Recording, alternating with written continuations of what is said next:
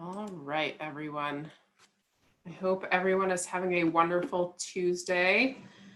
It's a little rainy and dreary here, but hopefully it is nice where you are.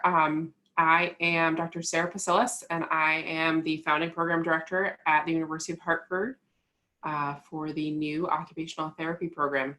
So what I would like to do is give you a little bit of an overview of OT itself, as well as our specific program. If you guys have any questions, feel free to type them in the chat, and I will do my best to field them as we go. And with that, I will get started. So the Department of Rehabilitation Sciences has 7 academic programs, and occupational therapy will be one of them. So without going through all of these, we do have a multitude of health science programs, and that is important because we are going to be including a lot of interprofessional education within our program. So some of the other programs you will be able to work with and collaborate with include the PT program, physical therapy, as well as the prosthetics and orthotics program and exercise science. So there are lots of health professions also out of the specific department, such as nursing, as well as radiology. So we will be incorporating multiple experiences for students to interact. So one of the biggest questions I get as an occupational therapist is, what is occupational therapy? And I joke with my students as well as my clients is that if I had $1 for every time someone asked me what occupational therapy was, then I would be rich. So here is a nice little short video of what occupational therapy actually is and does.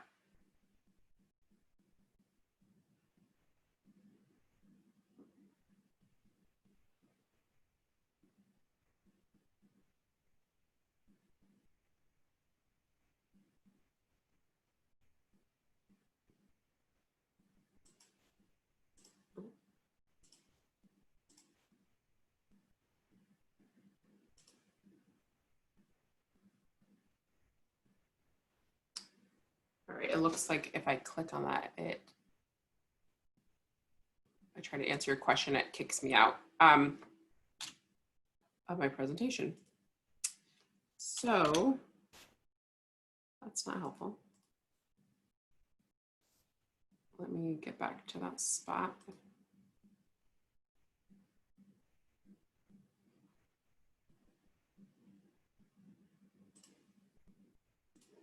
Oh, technology. All right, I'm gonna move on for the sake of time. So what is different about the University of Hartford? So I'm sure that you are looking at other programs that are out there. And so I wanted to make sure it was clear the unique things about our program. And so the first thing is small class sizes. We are going to be capping our class sizes so that we can keep the classes small. So in lab-based classes, the highest number that there will be is 20. The other unique thing about this program is that you do not need to reapply to get into the graduate phase of the program. So this is a BS or a bachelor's and a master's combined program. And so there are many programs that require you to reapply after your either sophomore or junior year. And the only thing that we require is that you maintain a 3.0 GPA, and that automatically allows you to be admitted into the graduate phase.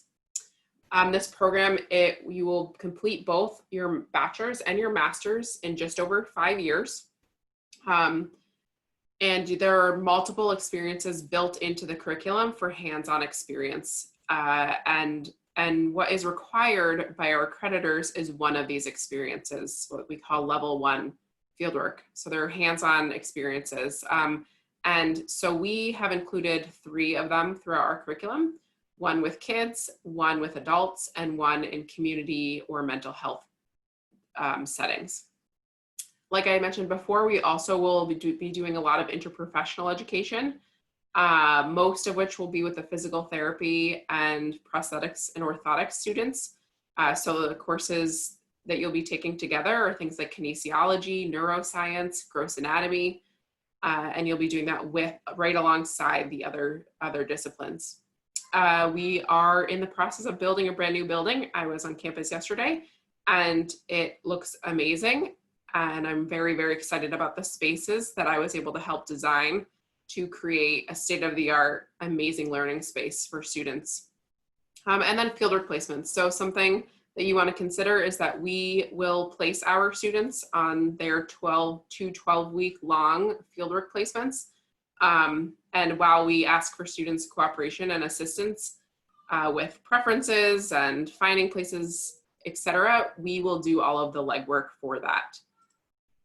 So accreditation is another thing you want to think about. And so we have will have candidacy status next August, and will be a fully accredited spring of 2024. So that's good news for you if you're coming in fall of 21, because you will graduate in spring of 2026, which would mean we would have already had full accreditation for 2 full years. So like I mentioned before, this is a nice graphic. I have a couple pictures of the new building. And so we have an OT skills lab, an OT and PT neuro lab, as well as a home health space in this new building. Here are some pictures of just recently, they finished putting up all the beams, and yesterday the roof was completely on. So it's 60,000 square feet. Like I said, we have an OT skills lab and a home health suite.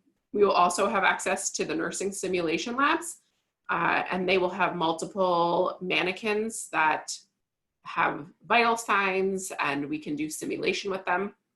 So that's also very exciting. Here are some other pictures of the new space.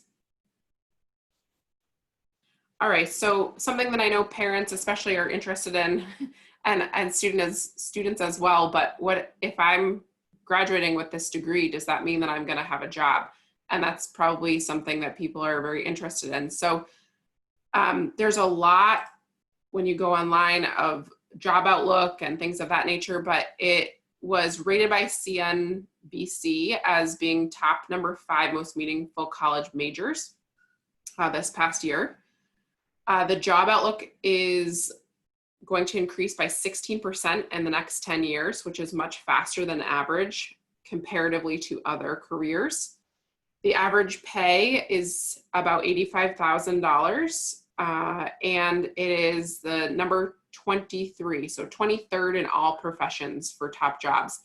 So it is a very, very lucrative career as well as a meaningful career.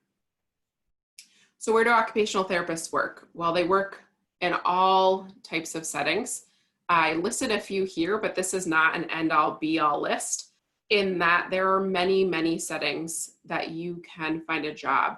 And so some of the most common ones you've probably thought of, or more traditional is what I like to call them, are places such as hospitals, nursing homes, outpatient clinics, home health, school systems, early intervention, hospice, mental health facilities.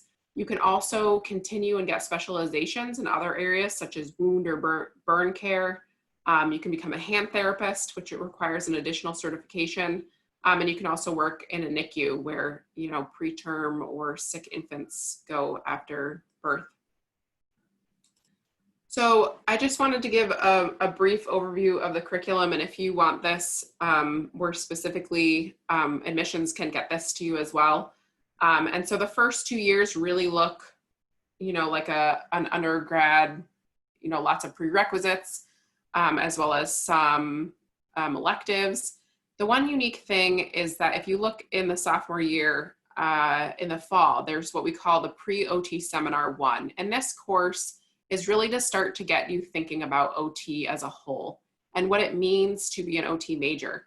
And so we incorporated this course because we wanted students to start thinking about OT early on in the curriculum versus waiting until, you know, their senior year and really getting into the actual OT curricula itself.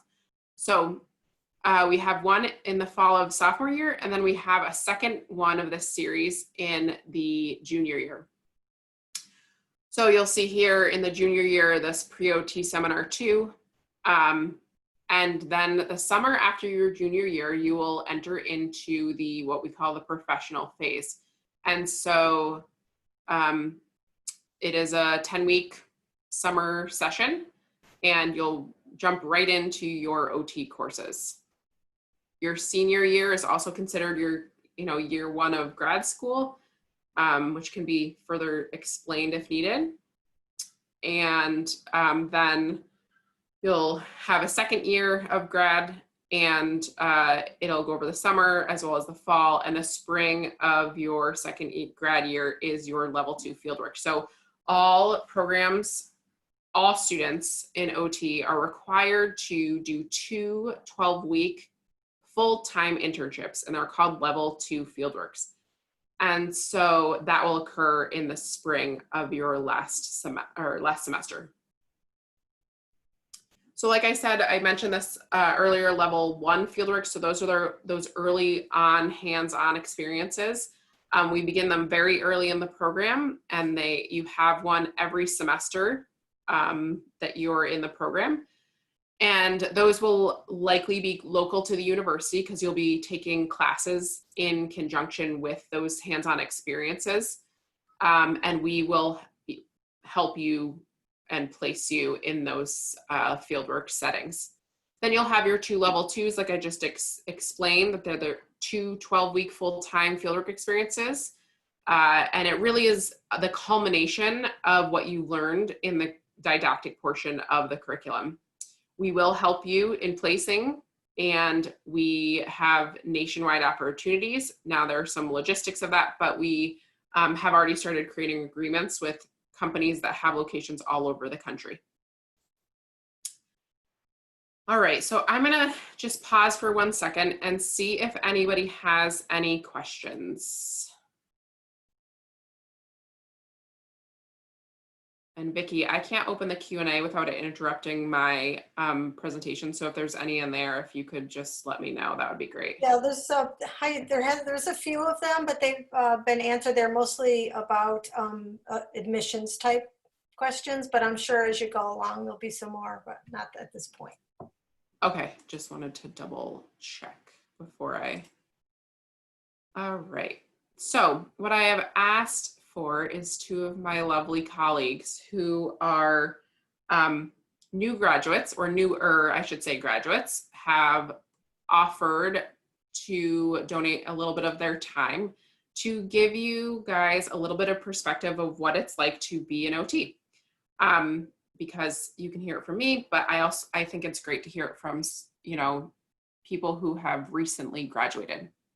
So what they're going to do is give you a little synopsis of the day in the life of being an OT in their setting, and then give you a couple of reasons why they love being an OT. And then if you want to ask them questions, that's great as well too. There's a question, Vicki. Oh yes, Sarah, couple just came in. Somebody's asking about if the accreditation is guaranteed. And there's a couple. Okay, I'll address the accreditation, and then you can give me the next one. So accreditation, I mean, I guess it's not technically guaranteed. However, I, myself, and our faculty are doing everything we need to do in order to achieve accreditation. We have multiple people who have been through the process before, and we are dedicated to getting accredited. We have everything we need for support from the university. And so I don't foresee there being any challenges with that. Any other questions, Vicki? Yes, the other question is about, is it possible to have a minor with the OT major? Yes, it is. So the way we've set it up is there are enough electives to get a minor. The easiest minor to get while being in the program is psychology, because we require so many prerequisites in psychology that there are very few courses left that you would need to take in order to get a psychology minor. Okay, and the last one is about study abroad. I'm not even sure where that's going right now with study abroad, but do you know anything about that for students? I might want to field this one to admissions, because I don't even know what is happening with study abroad right now with COVID. Yeah. So it's hard to answer that question, because we're sort of at a standstill in general with study abroad. Rachel, I'm happy to have someone get back to you about that in the study abroad program, if you'd like. If you just want to give me your email address in the chat box. And there's one other question about the curriculum. Oh, actually, it says here, did you say to contact admissions to receive a copy of the curriculum? You could either do that, or if you want to leave me your message, I can get that to you, Leah.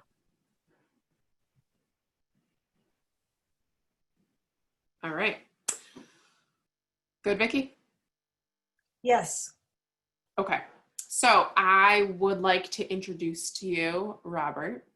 And oh, so many stories about Robert. But Robert is, what, 2 years out now?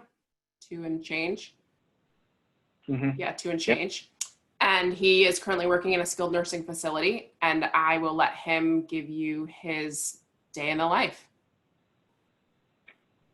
Hey, everyone. So when it comes to a typical day in the life for me, I'm going to be honest with you, my day changes every single day.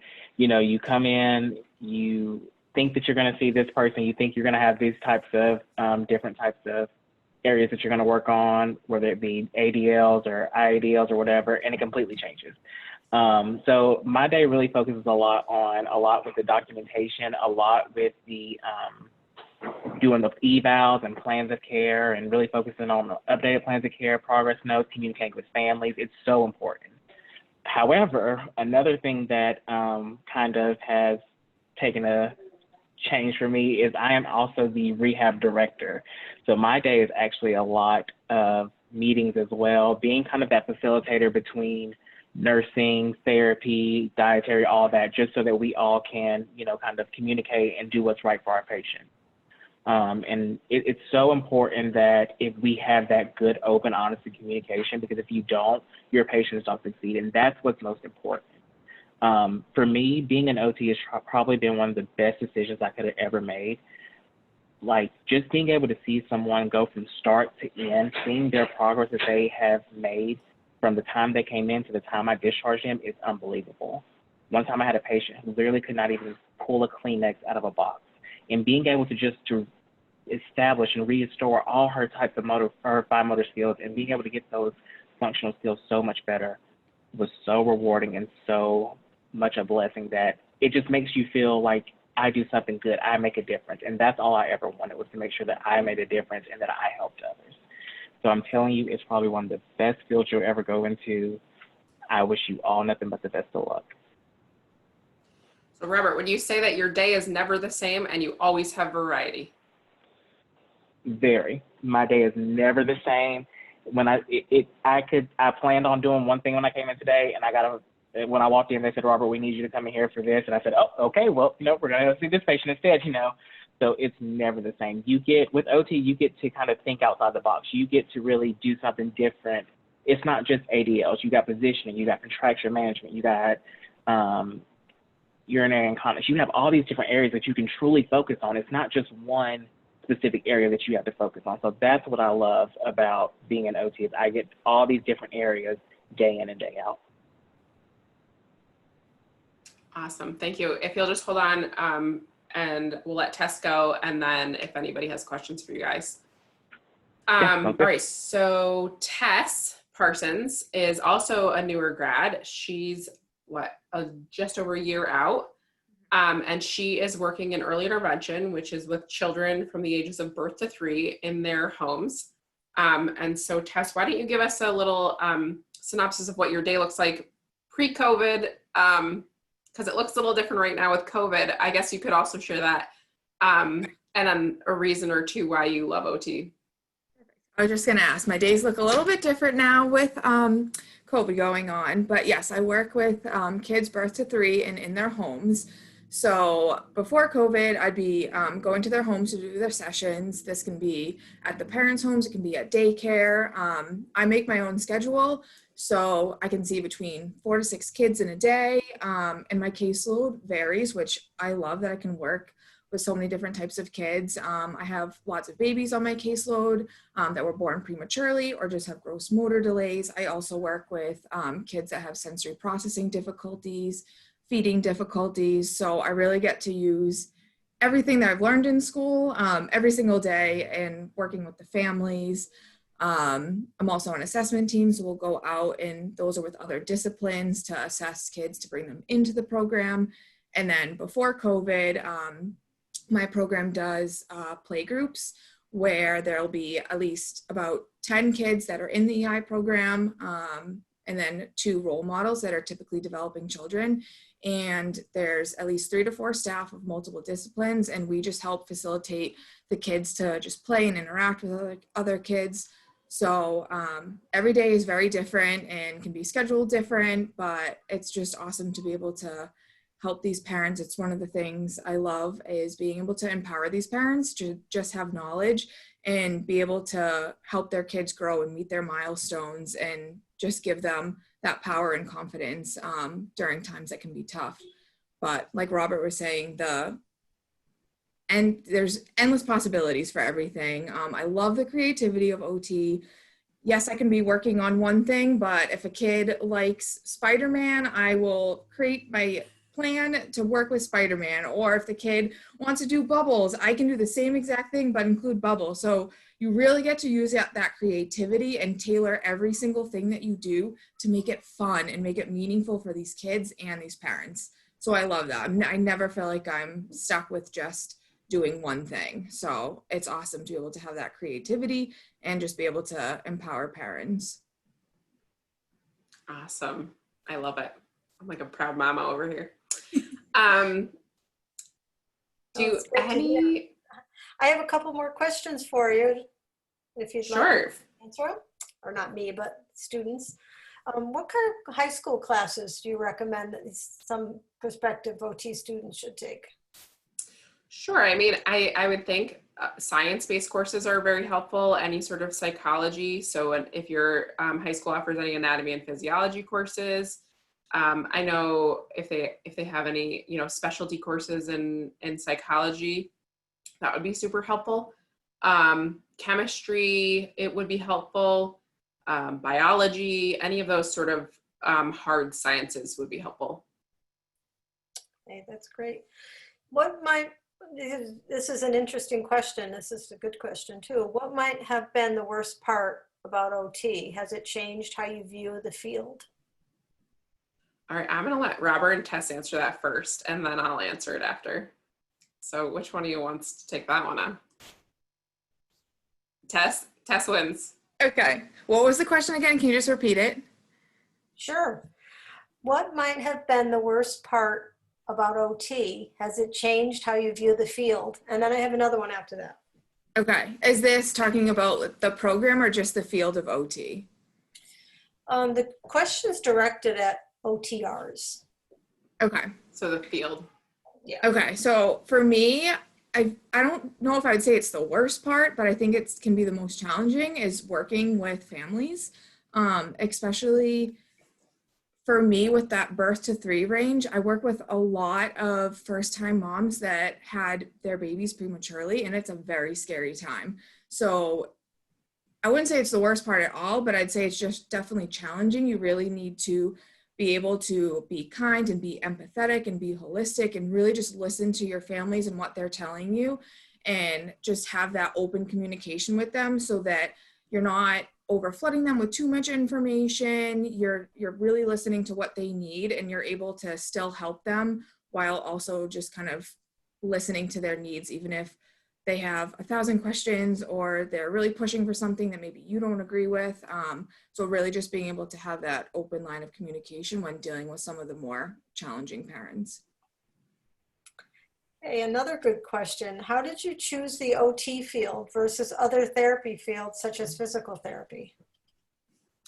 I remember when I was in high school, I was thinking about doing nursing, and then my mom had told me what OT is. And I don't know, something for me just clicked. I was like, the ability to help people do everyday activities just seems amazing to me. You can work in any single field, the creativity of it. I loved everything about it. You could have interest in any population, and you could really just make a difference in people's lives, just helping them do the things that they love to do or do every single day. So I just like the flexibility and the creativity of OT. Thank you. How about you, Robert? So for me, probably one of the most challenging aspects of OT right now is insurance. Insurance is a game changer. Insurance dictates every single thing that we do, but it's my responsibility as an OT to do what's right, what's best for my patient. So sometimes you have to be creative with your patients, because it has to look good on paper, but you also have to do what they need. It's not always about what's going to get that reimbursement. It's about what is best for the patient. And so for me, I think having to find that fine line in between, the documentation component and plus doing what the patient needs is probably the most challenging aspect for me. As far as why I chose OT, I actually had decided when I was in high school / my freshman year of undergrad that I was actually going to be a PT. Surprise. But when I shadowed an OT, I shadowed a PT, and it was interesting. But when I shadowed an OT, just to see how much love and respect that their patients have for them, to see the variety of different things that you can do, truly opened my mind. And I was like, this is good. This is what I want to do. This is how I want to help other people. And, while I work in the SNF right now, that doesn't mean that I'm only going to ever work in a SNF. There might be here down the road, I decide to go work in pediatrics. You never know. Like, you have such a variety with OT that you can do different things, and it's such an amazing field, and I'm blessed each and every day to be working in it. That's great. Thank you very much. What other fields did you consider before choosing OT? Sounds like, Robert, you might have considered PT maybe?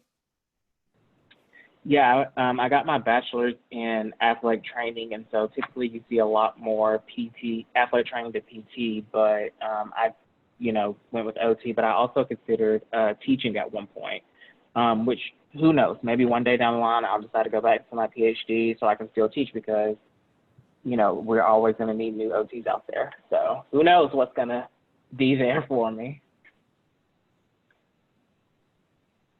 Yeah, and then I had considered, in high school, and I considered nursing, but kind of similar to Robert, once I shadowed an OT for the first time, my mind was sold, and OT was the only choice for me.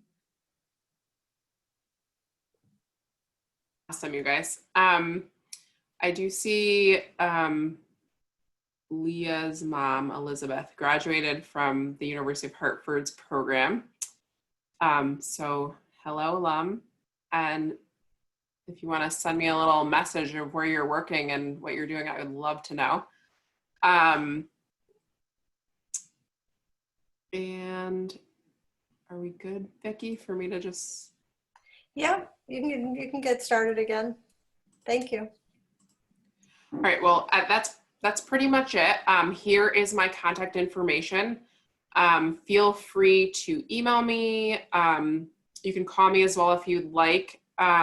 Email is probably the quickest way to get a hold of me, just because if I'm in meetings and things, I can't necessarily answer my phone all of the time. But feel free to reach out with any questions you may have that maybe you didn't think of now, or things that come up as you continue to look for programs. I'm available to chat with anyone over the phone or via email, whatever works best for you, works best for me. And any other questions?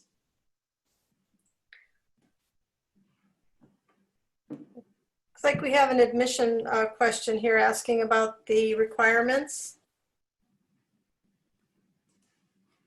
Do you want me to address that, or Emily, do you want to? Yeah, Emily, maybe. Hi everyone, how's it going? Hi, Em. All right, so just to jump in, I'm one of our admissions counselors here at the university. Thank you all for joining us in today. Just in regards to our admission requirements for the university, in particular for this program, as like many of our programs similar to this one, our physical therapy program, prosthetics and orthotics, we are looking for typically A's and B's in your math and science courses. Definitely really challenging yourself in your math and science courses in high school, which I know Sarah talked about a little bit of those courses that you might be looking into to take. So definitely trying to get in that anatomy and physiology if they have it, and then as a whole, the university standard is typically an average GPA of a 3.0 or higher, and then after that we are a test optional school. Average test scores for some of those math and science programs are an 1170 on the SAT, and then around a 23-24 ACT as well too. So we really like to look at the whole picture of students here at the university though. So we read, your letters of recommendation. We really like to read your personal essays that you write, look at those extracurricular activities. So we do like to look at the students as a whole. And definitely let me know if you have any other questions. Thanks so much, guys. Thanks, Emily. I see the question about shadowing opportunities. So it is not a requirement of the undergraduate program to shadow. So it's not required. But if you do have the opportunity, obviously it would be great. But I know that a lot of places are not allowing for students to come in right now, which is, understandable with the pandemic that we are currently living in/through. The other thing you might want to think about is if you can find a therapist who's doing telehealth and see if their company would be willing to let you shadow a telehealth session. So similar to what Tess was talking about, doing remote services over the computer is quite common right now with multiple patients and settings. So that might be another way or avenue for you to be able to get some shadowing in, just to sort of see if it's of interest to you. So that might be one way to do it as well.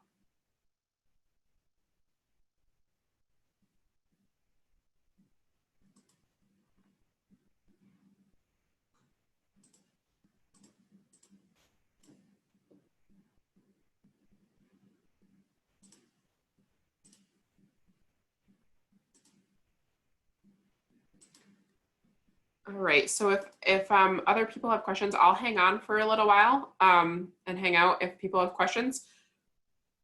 Like I said, please contact me with anything you might need or have questions about in the future. Thank you, Robert and Tess, for taking some time out of your busy days to explain OT to our prospective students. And I'll chat with you guys, both of you, soon.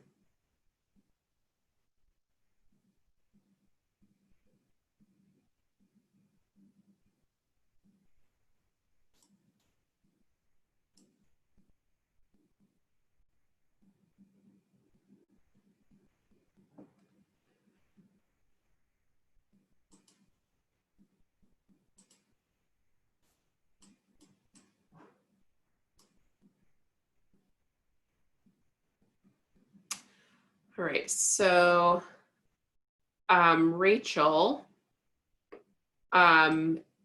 the answer to the question is, can you practice OT with just a master's, or not just a master's? That's amazing. A master's degree is amazing. Or do you need to continue to get a doctoral degree? So that's a great question. You do not have to have a doctoral degree to enter as an entry-level therapist into the field. There are, I know you didn't mean it that way, but it's so awesome. I don't know. Education is so awesome. So I like to cheer everybody on. So you do not need to have a doctoral degree to enter. I know there are a lot of entry-level doctorates that are available as programs. And so no, you don't need to. It's up to you as a preference. You enter the field the same way you would with a master's or a doctoral program, or a degree. And pretty much your pay is this, the same as an entry-level therapist. The one difference is that you can do more research if you're interested in that, although we do have quite a bit of research in our program as well. Excuse me. And Lacey, my day is going great, minus the fact that I'm losing my voice. And you're gonna address the SAT question? Yes. So we did see a question that came in just to reiterate whether or not having an SAT score will impact admission into the program. So the answer is no. The university is completely test optional. So any program at the University of Hartford for the past, I believe, 4 years, I think at this point, which is crazy that it's already been 4 years since we started doing this, but we are completely test optional. So, as I mentioned before, we really like to look at the whole picture of the student, and we've kind of come to terms that sometimes the student might feel like their SAT scores are not the best reflection of who they are as a student. So we have become a test optional university for that reason. So with that, we will go through your application, and if you choose not to submit your test scores, we're not looking at it, it won't impact your admission decision. It won't be, oh, they don't have their test scores, they're less likely to get in. We look at everybody the same way. So definitely no worries if you feel like you're one of those students who, might not want to put their test scores out there. I know, especially this year, with maybe not as many opportunities to take them. I know there's been a lot of difficulty with the testing centers for the SATs. So, definitely no worries there for sure. And let me know if that answers your question and if you guys have any others. Okay, thanks. Emily, there's another question about extra essays for OT admissions, and the answer is no. The answer is no. Correct. Yeah. Yep, so just the traditional application is totally fine with us. We do accept the common application if you're looking into the common application. So that can mean, the traditional Common App essay is perfectly fine for us. We do also have an application on our University of Hartford website if you would prefer that one. Either or works just fine for us. And on that University of Hartford one, there's just a personal statement piece instead of the Common App essay. So totally up to you guys, and nothing additional specifically for OT.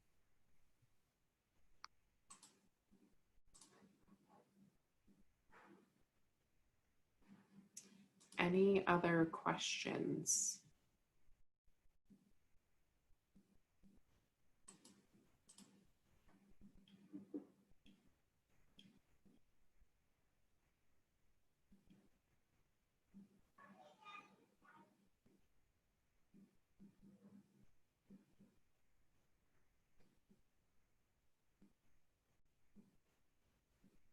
Hi, I saw another one that came in talking about offering the SAT, but the scores won't be back before the early action deadline.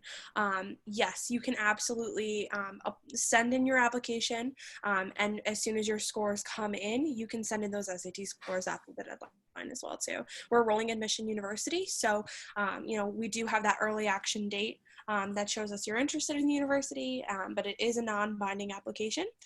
So if you choose to send us in your application, because that way before November 15th, the application fee is waived, and definitely do that. But if they come back afterwards, totally fine with us. You can send those into the admission office after you get those in. No worries.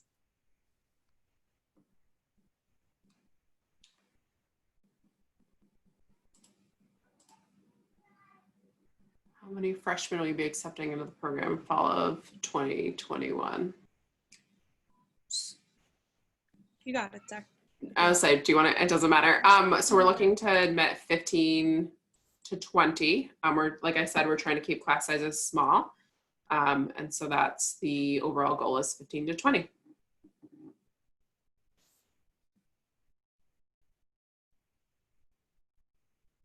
Yes, the application fee is waived for early action students. And I also will, in the chat to all of the attendees that are left here, I'm also going to put my email address. So if you do have any questions, you know, additionally, as you're going through the application process, you can always feel free to shoot me an email, okay?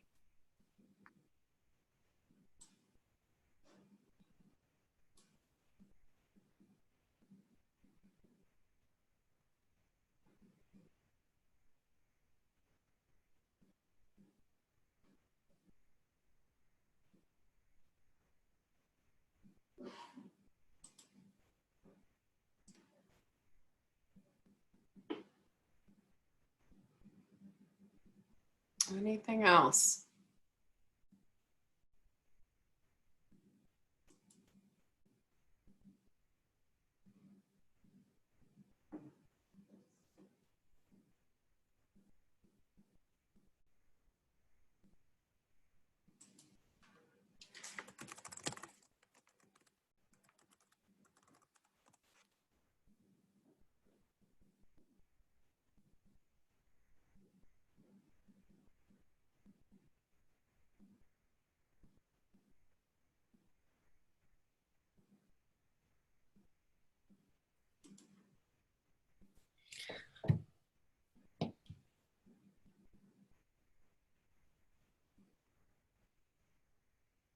Well, Sarah, I just want to say this went great. Good. I'm glad. I didn't see how many we had total. Did you?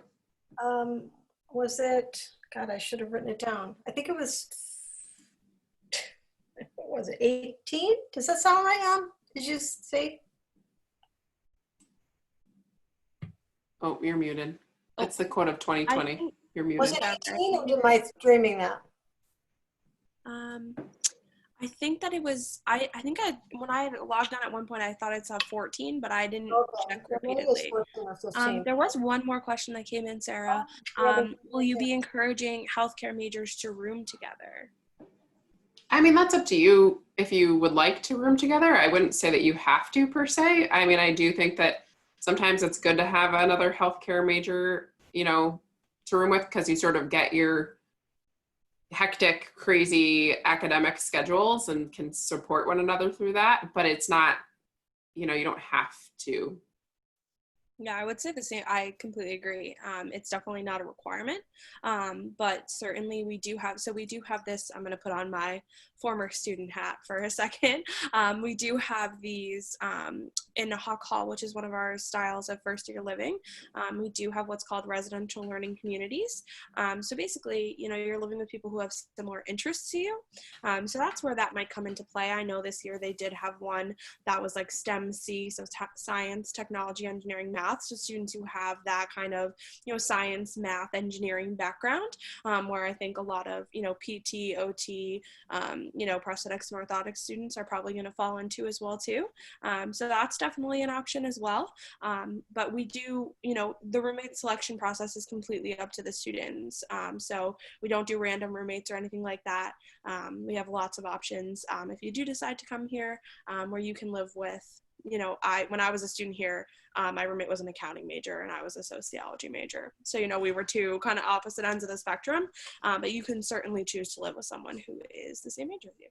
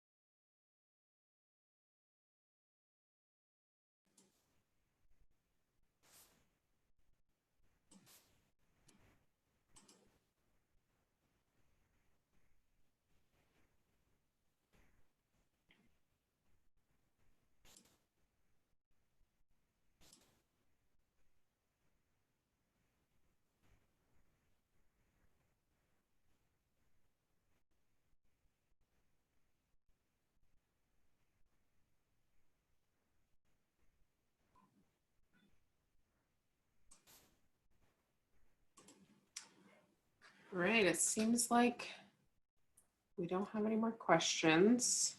Yeah, I think we can wrap it up. The other one I had recently, there were people that hung on, and it was for a long time, and then I came back like an hour later, and I think they just forgot to sign off. So. All right. Well, I put my email in there if people had more questions, and Okay. Emily And did, and You put yours, Emily? Oh yeah, I see it. Okay. awesome. Thanks, Thank you guys. all so All much. right. Thank you so You're much. welcome. Mhm. Have a good great night. You too.